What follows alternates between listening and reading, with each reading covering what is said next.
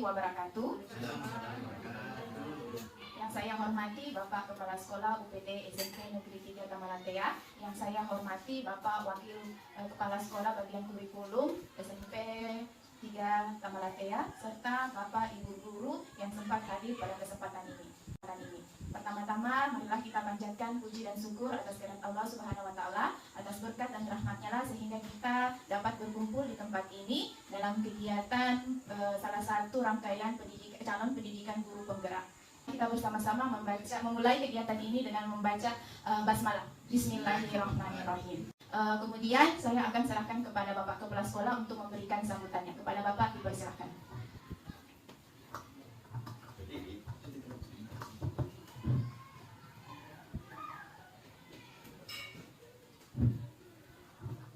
Bismillahirrahmanirrahim. Assalamualaikum warahmatullahi wabarakatuh. Bapak Ibu yang saya hormati, syukur alhamdulillah senantiasa kita panjatkan kehadirat Allah Subhanahu wa Ta'ala yang senantiasa memberikan rahmat, taufik dan hidayahnya kepada kita semua, sehingga kita diberi kesempatan, diberi kesehatan untuk mengikuti kegiatan yang akan dilaksanakan oleh calon guru penggerak yang kebetulan di SMP Negeri 3 ini sudah 2 kali ada calon guru penggerak. Calon guru penggerak yang pertama sudah dinyatakan lulus, dan yang kedua ada lagi calon guru penggerak yang dari SMP 3 Tamalatea yang sekarang ini sedang melaksanakan kegiatan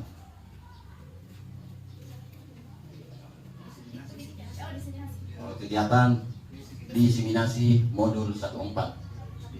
Jadi kegiatan yang kita mau laksanakan atau yang mau dilaksanakan oleh calon guru penggerak dari SMP Negeri 3 Tamalatea pada hari ini dan jam ini adalah kegiatan diseminasi modul 14 budaya positif. Itu kegiatan yang akan dilaksanakan pada kesempatan yang berbahagia ini. Dan saya sebagai kepala sekolah merasa bangga dan berterima kasih banyak atas usaha dan perjuangan calon guru penggerak, karena saya melihat dampak dari calon guru penggerak yang pertama itu besar sekali terhadap kemajuan sekolah. Mudah-mudahan calon guru penggerak yang kedua ini bisa mewarisi dari calon guru penggerak yang pertama itu. Jadi kepada calon guru penggerak yang kedua ini, harapan saya sebagai kepala sekolah adalah bagaimana mengaplikasikan nanti ilmu-ilmu yang didapat di dalam pelatihan-pelatihan sebagai calon guru penggerak, karena waktu yang digunakan untuk mengikuti pelatihan sebagai calon guru penggerak saya lihat banyak waktunya. Kalau saya tidak salah 2 bulan. Oh, 6 bulan. Itu waktu yang luar biasa untuk menimba ilmu, dan ilmu itu mungkin nanti digunakan untuk kemajuan atau perkembangan, membantu perkembangan sekolah kita ke depan. Itu harapan saya sebagai kepala sekolah, dan saya sekali lagi mengucapkan banyak terima kasih kepada calon guru penggerak yang kedua ini, karena saya lihat motivasinya dan motivasinya sangat tinggi untuk mengikuti itu, dan harapan saya supaya ilmu yang didapatkan dalam pelatihan ini berguna untuk kita semua, terutama untuk kemajuan sekolah kita. Saya akhiri, wabillahi taufiq wal hidayah. Assalamualaikum warahmatullahi wabarakatuh.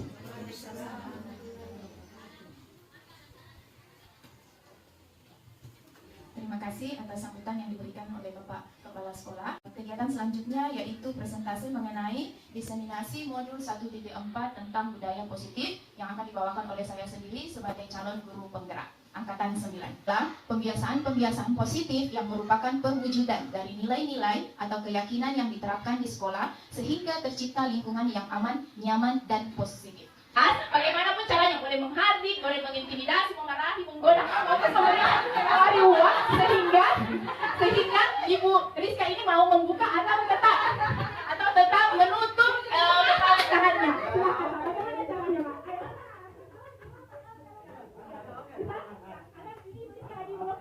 Jadi Ibu Rizka ini sebagai A, orang A, dan Pak Has ini sebagai B, di mana Pak Has ini akan membunuh Ibu Rizka apakah membuka kepala tangan tersebut atau tidak, tergantung dari coba buka tanganmu. Awas memang tidak buka. Nanti saya kasih uang. Coba buka. Nah, coba buka tanganmu, saya kasih uangnya. Coba. Coba ini saya coba. Yang dulu.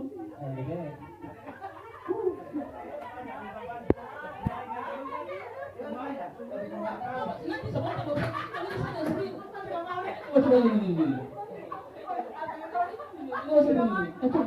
Ini.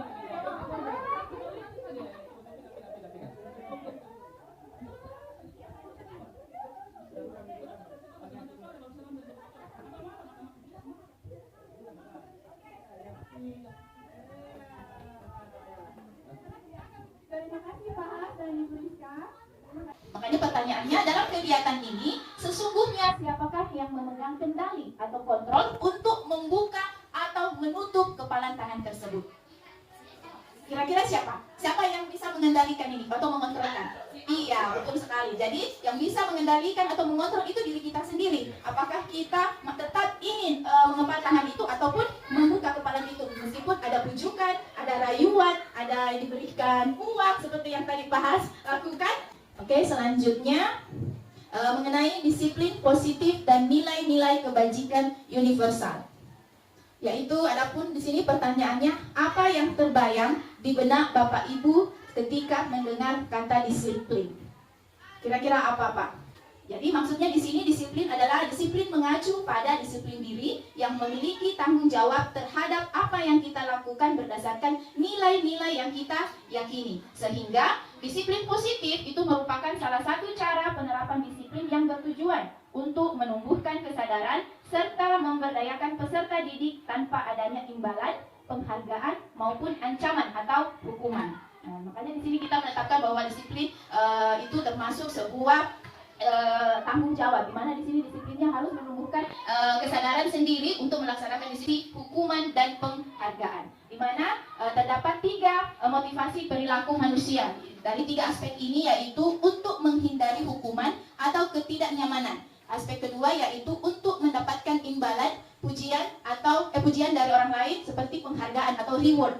Dan yang aspek yang ketiga untuk menghargai diri sendiri dan nilai-nilai yang dipercayai. Dari aspek yang pertama dan aspek kedua itu masih timbul dengan motivasi eksternal dari luar motivasinya. Kemudian dari aspek yang ketiga itu sudah termasuk dari motivasi internal yang sudah muncul atau kita sudah sadar dengan sendirinya.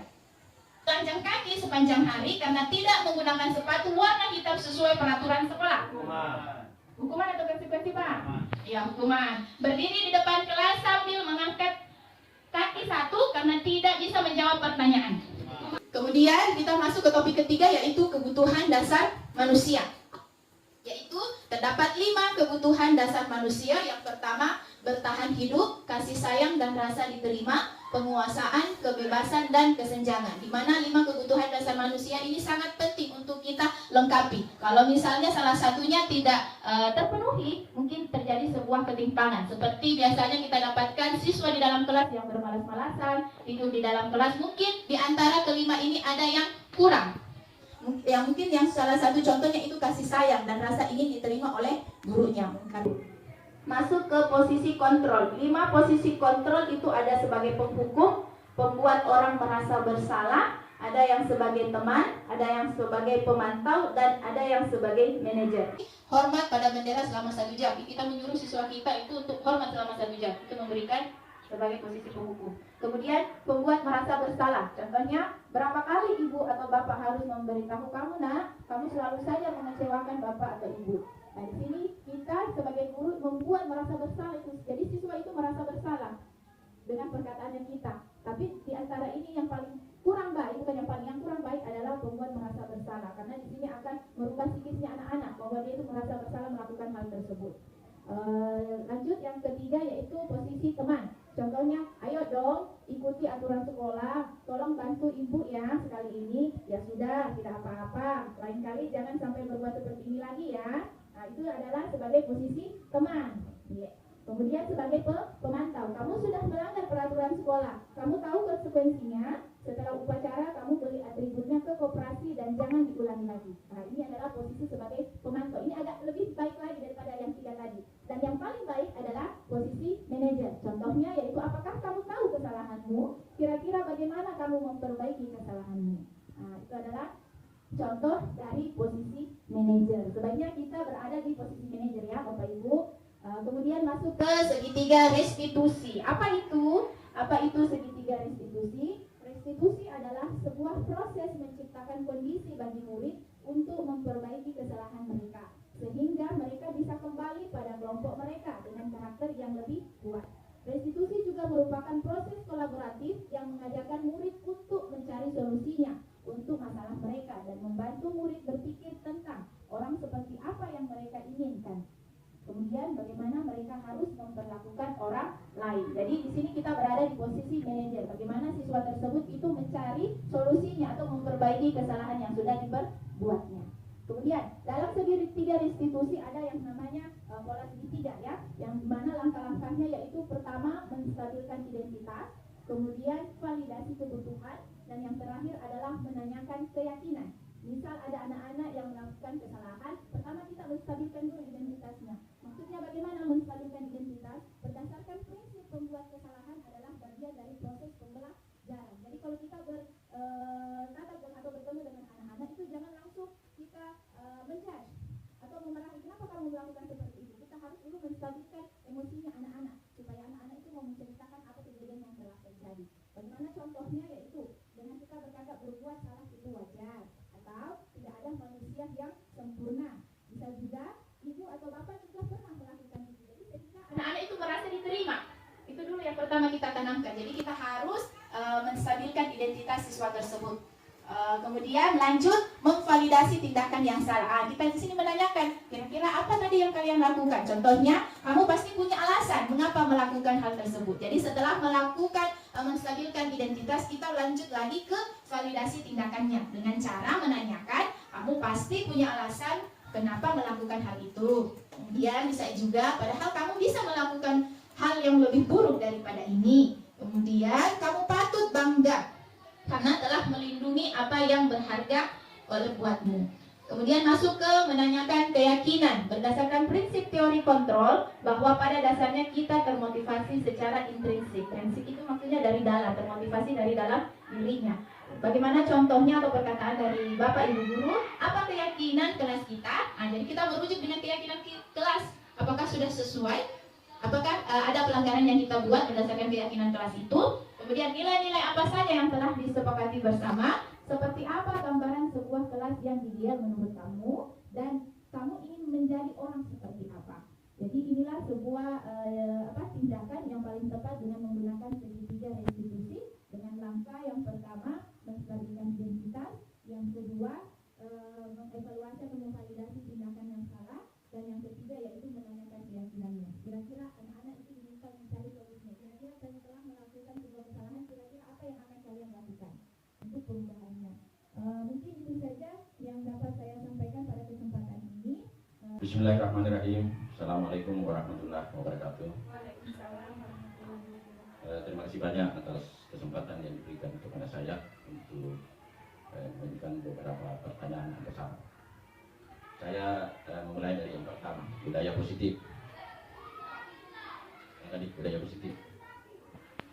Budaya positif itu bisa dilaksanakan di sekolah dengan unsur kedisiplinan.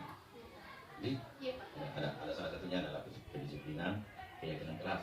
Yang saya mau garis bawahi, saya ini sebagai kepala sekolah tentu mengharap banyak kepada calon guru penggerak supaya di sekolah kita ini kedisiplinan bisa tumbuh, bisa lahir, bisa berkembang.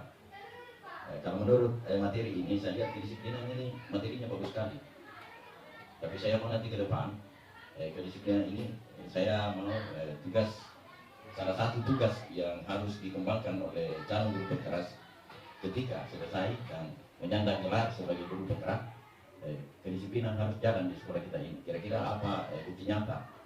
Apa kegiatan nyata yang bisa dilaksanakan oleh guru penggerak supaya kedisiplinan ini bukan cuma materi, ya, itu harapan saya. Itu yang pertama, kedisiplinan harus jalan. Itu adalah tugas dan tanggung jawab nanti setelah menyandang gelar guru penggerak. Yang kedua, harapan saya yang kedua sebagai kepala sekolah dari guru penggerak, ya, dari guru penggerak. Tadi juga dikatakan bahwa di kelas-kelas itu, ya, di kelas-kelas itu ada tugas tertentu, ada kesepakatan tertentu. Harapan saya ke depan ini sebagai guru penggerak cuma dua harapan saya. Yang pertama tadi itu kedisiplinan harus jalan nanti setelah kita datang. Yang kedua, tugasnya adalah kesepakatan kelas, keyakinan kelas dan peraturan kelas itu nanti harus diupayakan. Setiap kelas harus ada terpampang, harus ada dipasang. Mohon kesediaan calon guru penggerak supaya itu nanti diusahakan. Kalau perlu dana, lapor sama pakar, sama bendahara. Itu dua tugas yang saya berikan kepada calon guru penggerak yang kedua ini, supaya sekolah kita ini nanti bisa berkesinambungan dan ada perubahan positif yang dibawa oleh guru penggerak yang kedua. Untuk guru penggerak yang pertama nanti itu nanti saya carikan juga cara supaya ada tugas tertentu juga yang dia harus kembangkan dan harus berkesinambungan, ya. itu harus nampak 2. Jadi ini sudah 2. Jadi nanti juga kalau guru penggerak yang pertama ada 2, berarti sudah 4 yang bisa dipatokangi di sini. Sudah luar biasa itu. Tepuk tangan dulu untuk guru penggerak. Ya, terima kasih banyak itu kesempatan yang diberikan kepada saya, dan saya kembalikan kepada guru penggerak. Terima kasih. Terima kasih Pak. Langsung saya tanggapi atau ada? Oh iya, terima kasih banyak Pak. Ada 2 yang Bapak katakan, yaitu pertama mengenai tentang kedisiplinan, di mana aksi nyatanya, ya insya Allah pernah ya kami melakukan apa itu Bu, tentang apa? Kobel, di mana saya itu ada satu saran saya sampaikan kepada Ibu Irma Densit, bagaimana kita mengembalikan lagi yang namanya piket menjemput siswa Pak. Itu salah satunya menjaga kedisiplinan, karena bagaimana siswa itu mau meniru atau mencontohi atau disiplin kalau tidak melihat dulu dari contoh dari Bapak Ibu guru. Jadi yang saya akan lakukan itu insya Allah meneruskan lagi, karena katanya sudah pernah ada tapi vakum. Jadi tadi pagi, nanti saya lanjutkan lagi kegiatan yang kalau tidak salah pernah dikatakan oleh Ibu Kamila, karena yang menggagasnya dulu katanya Ibu Kamila. Namun sudah beberapa tahun itu vakum, dan saya ingin memulainya lagi dengan aksi nyata itu membuat piket menjemput siswa, sehingga guru itu bersedia untuk datang tepat waktu. Apakah hanya itu berlaku setiap mapel atau secara keseluruhan? Ya, saya kira demikian.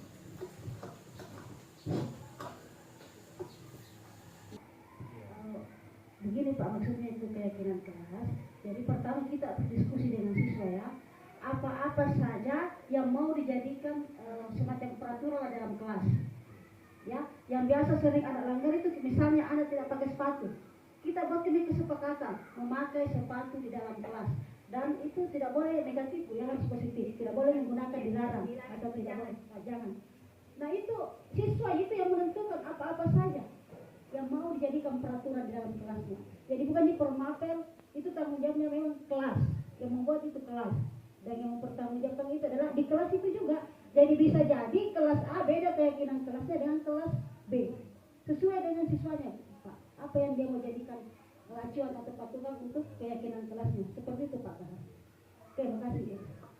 Tambahan lagi Pak, ini maksudnya keyakinan kelas. Jadi keyakinan apa yang kita ingin lakukan, buat peraturan berdasarkan keyakinan kelas itu dengan pendapat curahan dari siswa-siswa itu Pak. Jadi bukan per mapel atau mata pelajaran. Oh iya baik Pak. Oke, terima kasih. Saya tutup kegiatan ini dengan membaca hamdalah. Alhamdulillahirabbil alamin. Terima kasih banyak. Assalamualaikum warahmatullahi wabarakatuh.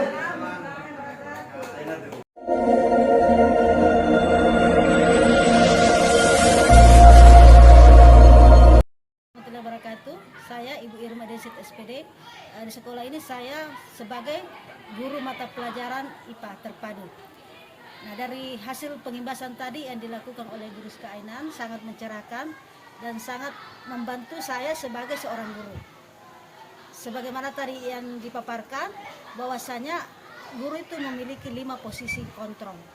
Nah, ternyata dari penjelasan tadi saya menyadari bahwasanya saya selama ini sebagai posisi penghukum itu ternyata tidak benar ya. Nah, untuk rencana ke depannya saya akan memposisikan diri saya sebagai manajer ya, karena saya lihat posisi manajer itu akan memberikan efek dan dampak yang positif ke peserta didik. Nah, sekian dan terima kasih. Assalamualaikum warahmatullahi wabarakatuh.